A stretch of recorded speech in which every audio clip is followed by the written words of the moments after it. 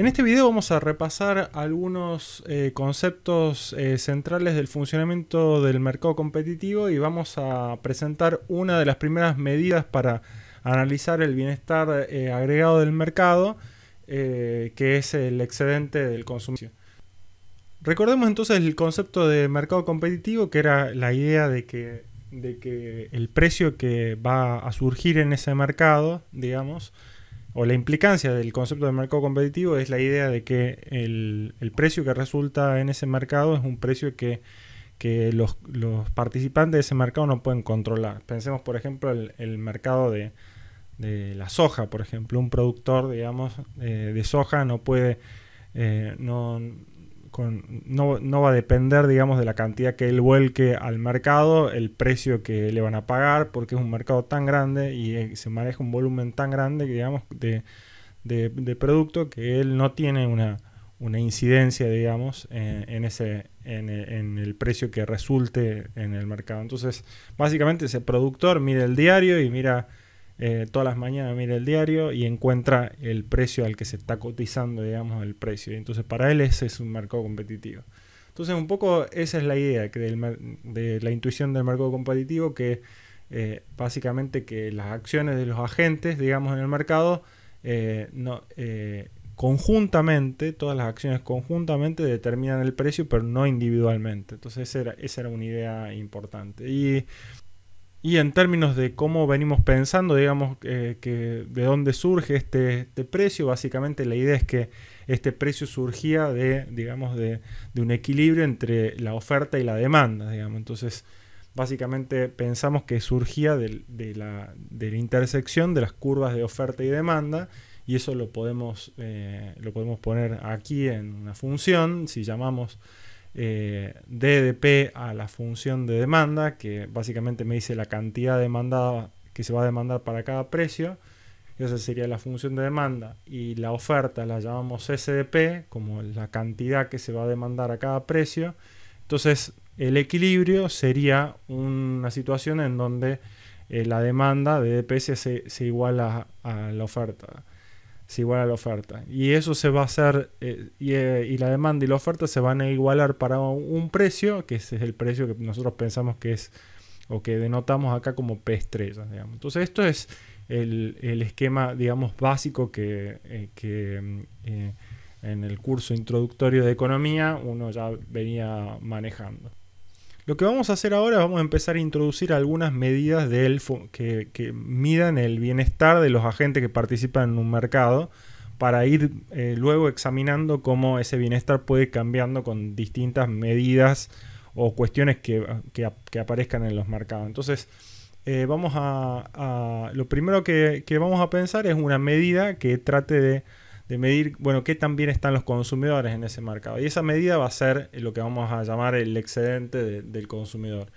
Para eso entonces, y es lo que vamos a ver ahora a lo largo del video, vamos a mirar los siguientes conceptos, que ahora voy a repasar un poco rápido, pero luego lo vamos a ver en detalle. Entonces, por un lado, para pensar en esta situación, vamos a pensar que en una situación teórica en donde tenemos una gran cantidad de consumidores, que podríamos denotar con el subíndice I, el primer consumidor, el segundo hasta el enésimo consumidor, y vamos a pensar en particular que cada uno de ellos tiene una cierta disposición a pagar por un bien. Los consumidores no tienen la misma disposición a pagar, y cada una de las disposiciones a pagar la podemos representar por estas en estas letras P1D, P2D hasta PND. Serían básicamente los precios máximos que estarían dispuestos a pagar por un bien, digamos.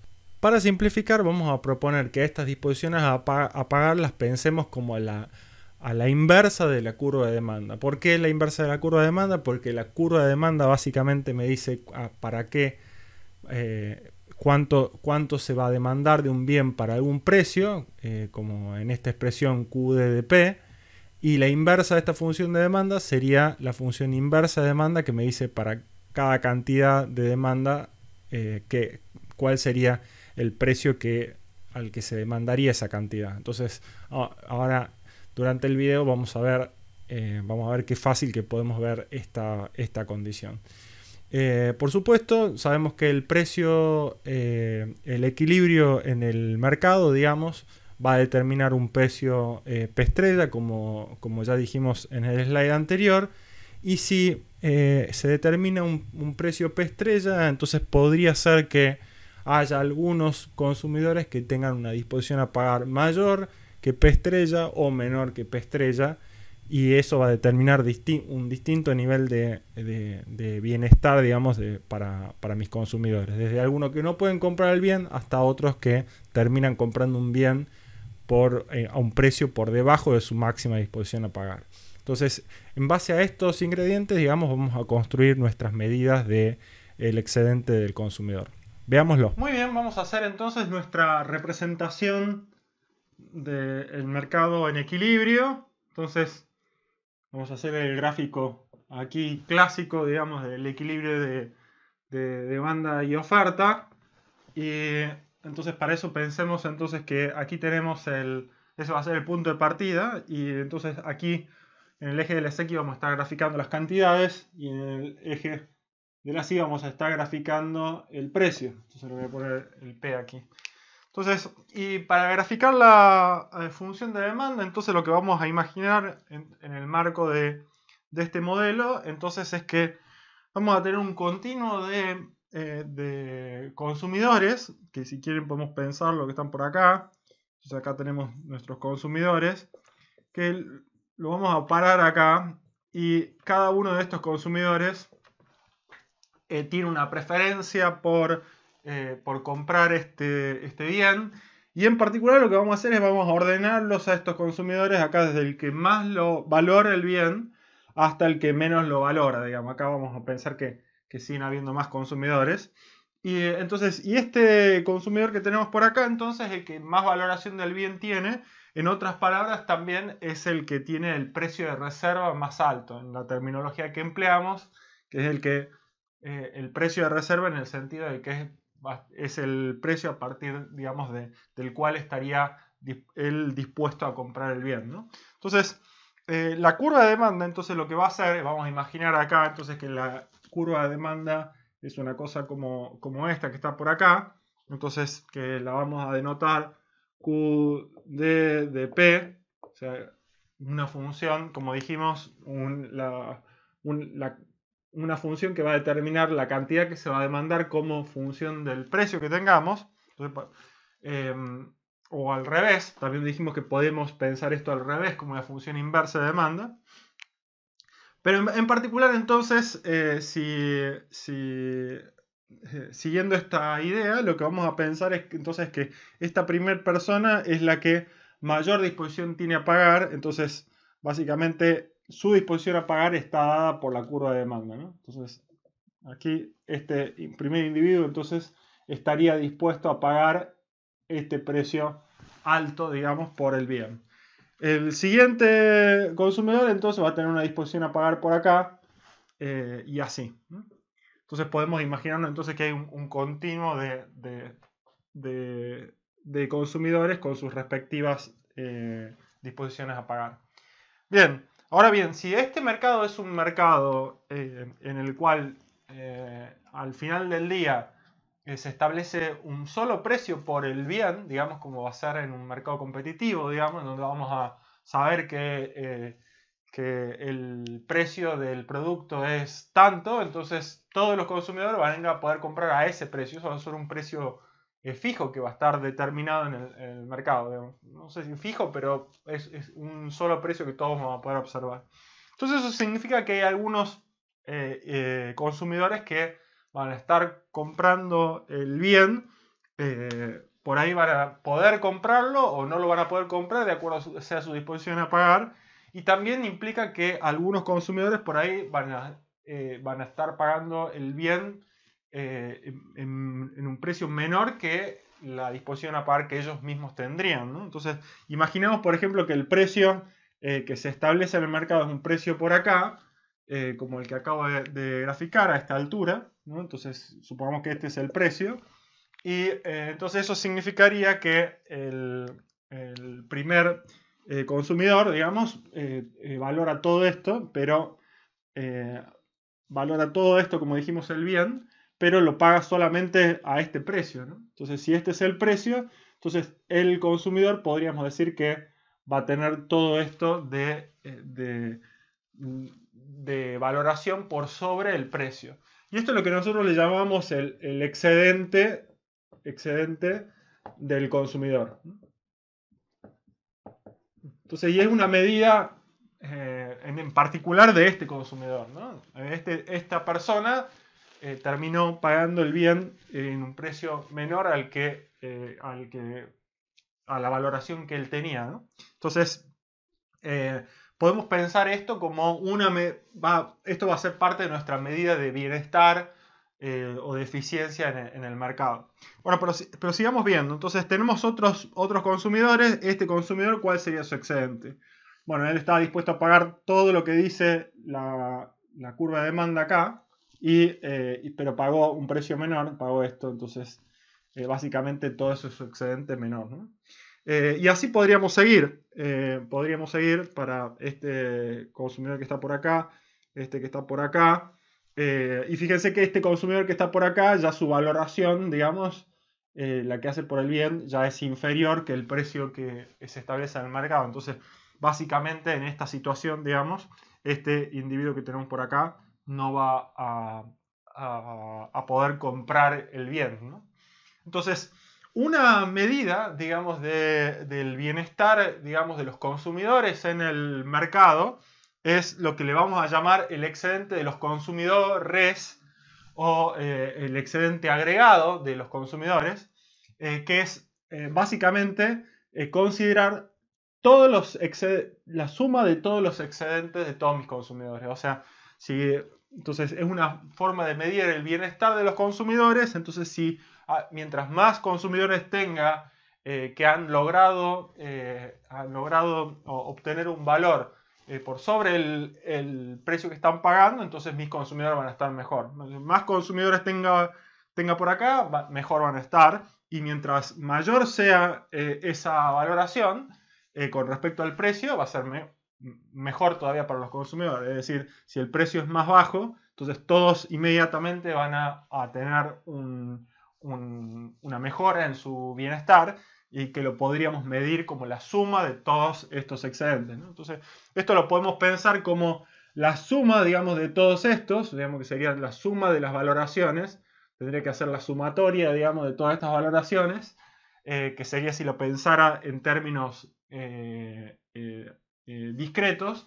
Y si no, también, siguiendo la idea del modelo, si tengo un continuo, si lo que estoy pensando es que tengo un continuo de consumidores acá, entonces básicamente, digamos, lo que estaría midiendo sería todo el área por debajo de la curva, digamos, de demanda, ¿no?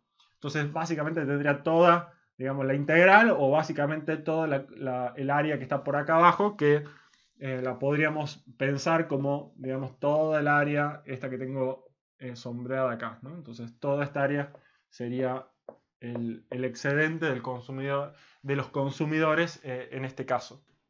Notemos que dijimos previamente que la función de demanda básicamente lo que me da es, para un precio determinado, la cantidad que se va a demandar. Digamos, en este caso sería para este precio la cantidad, yo lo estoy mirando desde acá para allá, entonces para este precio veo la curva y básicamente la función de demanda me dice la cantidad de unidades que se van a demandar. Que en el caso de nuestra idea, digamos, de nuestro modelo, sería como decir, bueno, ¿cuántas personas van a comprar el bien? Bueno, siempre suponiendo que cada uno de estas personas esté comprando un bien, ¿no? Entonces, en este caso, para este precio, de acuerdo a nuestro grafiquito, digamos, lo comprarían 4 personas, ¿no? Y si no, tendríamos que pensar en alguna medida continua, digamos, de cuánta gente está comprando esto hasta acá. Lo deberíamos ver con la función de demanda. Pero también dijimos que vamos a ver a esta misma función a través de su inversa, ¿no? Digamos que la denotábamos P de Q, es decir, la función inversa de demanda. ¿Qué me dice la función inversa de demanda? Es cuál es el precio para el cual se va a demandar una cierta cantidad. Entonces, si nosotros le dijésemos a esta función de demanda, bueno, decime a qué precio se van a demandar 4 unidades, porque son estas 4 personas las que comprarían, entonces estaríamos buscando acá, o aproximadamente por acá, estaríamos buscando, leyendo esta curva al revés y diríamos, bueno, veamos para esta cantidad qué es lo que me dice la función de demanda de cuál sería el precio para el cual se demandaría toda esa misma cantidad. La misma función entonces me sirve para medir la valoración de cada uno de los individuos, ¿no? Entonces yo podría medir la valoración de este individuo por el bien simplemente mirando el punto en la curva de inversa de demanda, si voy en esta dirección. Entonces básicamente yo podría pensar entonces que para esta persona su valoración está dada por la curva inversa de demanda. Entonces básicamente esta persona valora todo el bien en lo que podríamos denotar acá P de D, de I de Q, si quieren. Entonces lo que estoy diciendo es la función de inversa de demanda para la persona iésima o la primera persona, si quieren acá. Esta sería la valoración de la segunda persona, P de D, de 2, de Q, y así sucesivamente. Entonces fíjense que el excedente del consumidor para el primero sería su valoración menos el precio que paga. Entonces sería P de 1 de Q menos el precio que efectivamente pagó por el bien, que acá le pusimos P en azul, o si quieren le llamamos P estrella para identificarlo mejor. Entonces su excedente sería esto menos P estrella, ¿no? Eso sería el excedente. Para la segunda persona sería su excedente sería P de 2 de Q menos el precio que paga. Y de esa manera podríamos completar acá la expresión como que el excedente del consumidor es la sumatoria de P de I de Q, porque básicamente estamos sumando para cada persona I su valoración menos el precio que se paga, ¿no? Que le acabamos de llamar P estrella como estaba. Entonces acá tenemos una suerte de expresión para el caso discreto en el cual podríamos contar para cada persona, si tú calcular su valoración, restarle el precio, sumamos para todas las personas que van a comprar el bien, entonces tendríamos el excedente del consumidor. Por supuesto que esto lo vamos a tener que sumar solamente para la gente que compran el bien, ¿no? Entonces esto además tendríamos que decir que solamente para las personas que tienen una valoración P de I de Q mayor que P, ¿no? Que P estrella, así, ¿no? Entonces esa sería una condición para que, porque básicamente todas estas personas que están por acá no van a comprar el bien y van a tener una valoración negativa, entonces no es, solamente deberíamos sumarlo de este lado. Entonces esto sería el excedente del consumidor.